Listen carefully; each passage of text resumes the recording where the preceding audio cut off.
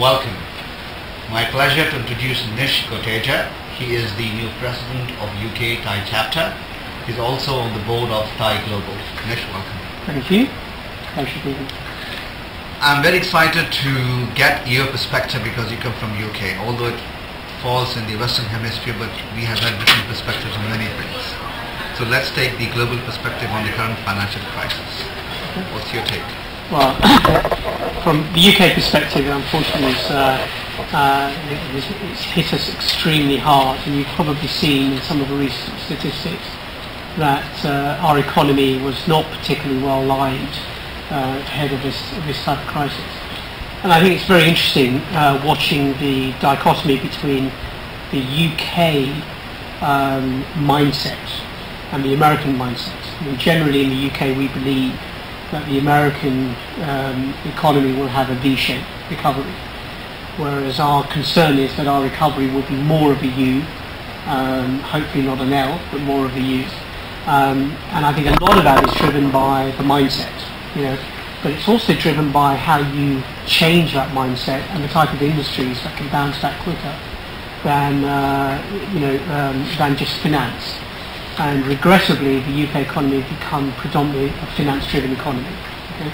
So we have very little outside the London Stock Exchange, the city, and rapidly now we need to reinvest and rebuild those industries to give confidence in other parts of the UK to ensure that we don't suffer a prolonged recession.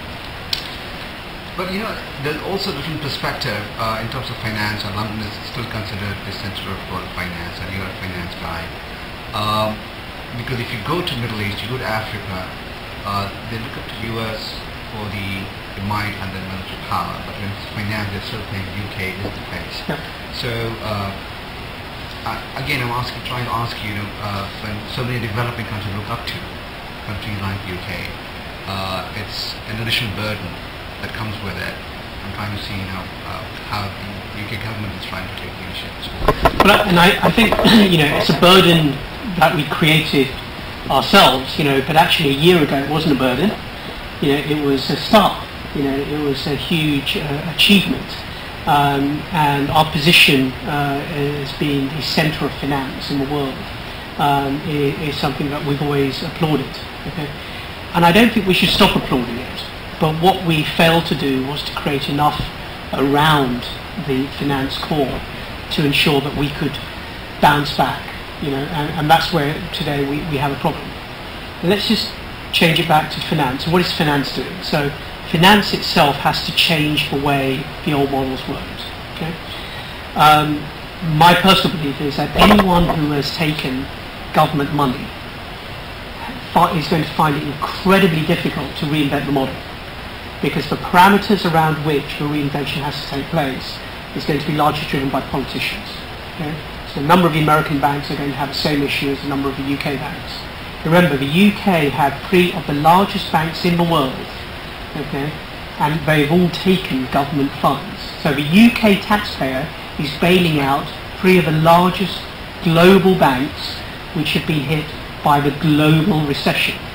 Right, and that burden hasn't fallen on the global taxpayer, just on the UK. And that's partly because we were the centre of financial operations. But we do have some stars in the UK.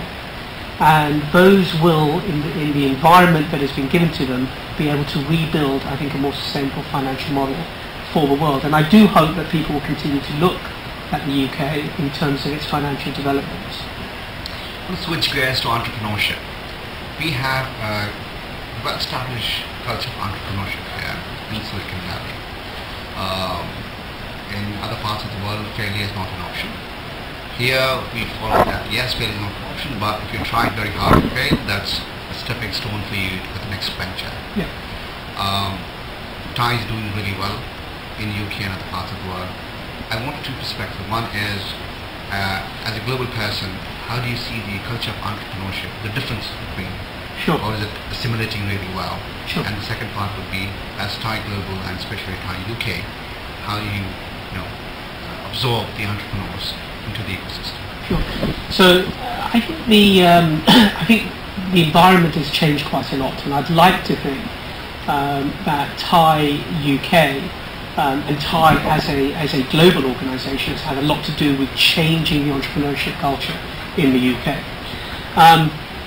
At a very simple level, what the UK lacks is the ability to celebrate entrepreneurship at an early level. Okay? We like celebrating the big stars, you know, and we should, you know, but we don't give enough back to celebrating those who have made it through, you know, the startup level, or made it through the first generation of revenue, or, you know, made it through some early exits. Okay, to the UK population, it's either big or it doesn't exist. Okay, and I think that's been a real problem. Okay, and TiE, with its encouragement of the startup level, has played a big part in putting some of those companies on the map through our own promotion. You know, we are very active in promoting the companies we mentor. We've mentored 145 companies in the UK in the last 2 years. We get 60 or so new applications every quarter. Okay, and that is a new program. You know, that is a program that the UK as a community have not seen. And suddenly, what we're trying to do through TiE is establish a new career path for people. We're saying, you had a choice in the UK. The typical career was going to become an accountant, a lawyer, you know, an investment banker, a doctor, and so on. And the UK was traditionally seen as a, you know, the opportunities were working for someone. The choice of being an entrepreneur was never something that was presented. It was almost something that happened. And what TiE is trying to do, particularly in the UK, is say to people, well, you have a choice. Okay? And today, with a recession, as you're leaving your more established careers, do think of the choice of entrepreneurship as a career. And taking that forward, what I think America does very well is celebrate failure. In a positive sense. You've got lessons, you've got experiences, they'll make you stronger next time around. And your Chapter 11 process is a very good way of encompassing that. And I've been pushing very hard with government to try and encourage the formation of a Chapter 11 type process in the UK. But where we fall down is we don't celebrate failure. You know, failure as an entrepreneur personally is very damaging and very restrictive in your future development. And that puts a lot of people off. And I do hope that we are trying to encourage the government to move towards a level of, you know, a Chapter 11 type environment where failures can be worked out. And I think there will be more failures, not through anyone's choice or necessarily poor performance through this environment. It's natural. But how we rebuild those companies is going to be a sign of a successful economy, not the sign of one that is going in the wrong direction. It's a pleasure to have you, and thank you for sharing your perspective. Okay, thank you.